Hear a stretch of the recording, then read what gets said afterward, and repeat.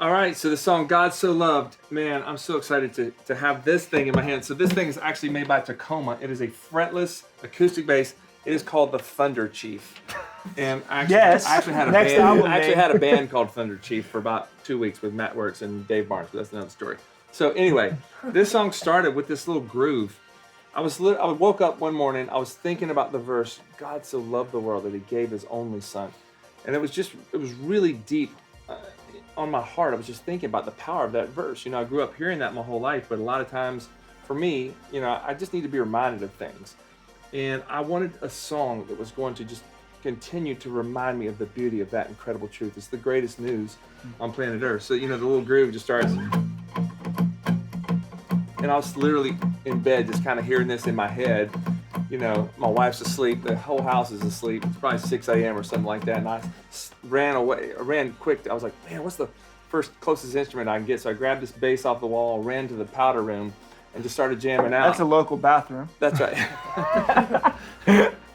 And anyway, just started singing that chorus, for God so loved the world that he gave us, just kind of basically goes through John 3:16.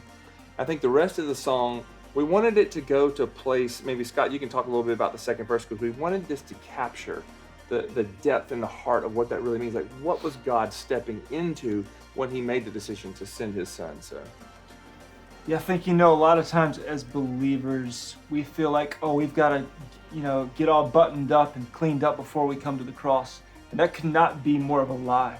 And I love that Jesus welcomes us in the middle of our failures, in the middle of our shame, in the middle of our filth, and says, not that he welcomes our filth and our shame, but he welcomes us as we bring it to the cross.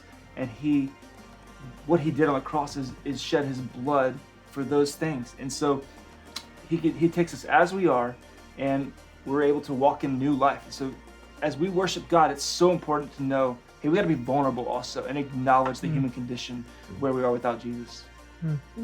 Barry, you want to talk about the bridge on that song? Yeah. I love the part of the second verse that acknowledges the hardship of life, the addictions, the pain, and the darkness. But I love how the bridge lifts our eyes above that to just the greatness of God and his sovereignty. And I think that being honest about the pain of life is one step to entering into the truest heart and form of worship, which is just acknowledging God's sovereignty and really seeing his greatness above everything else and maximizing his greatness. And I love that the bridge does that. Whenever I sing that, I just really feel all my worries and my anxiety and my load lift when I'm just like, Jesus, you're so great. I praise you. Like, you have so much love to give me, and you're so good and so much bigger than I can really comprehend. And I know you've got me, and that you love me. You sent your son to die for me, and that is no matter what we're walking through. Exactly. Yeah, when I first heard, we hear this verse a lot. It's like, God so loved America or Nashville, Tennessee. But the first time I heard it was like, man, just the reminder of God so loved the world. Every color, every culture, just the entirety. So, yeah. That sent us down a really fun path, too, just examining all kind of different world culture, music, and trying to incorporate some of that into the song and the production. So. And eventually we want to take it to other countries and put it in different languages Gosh, and hear everyone singing it. Come on, man.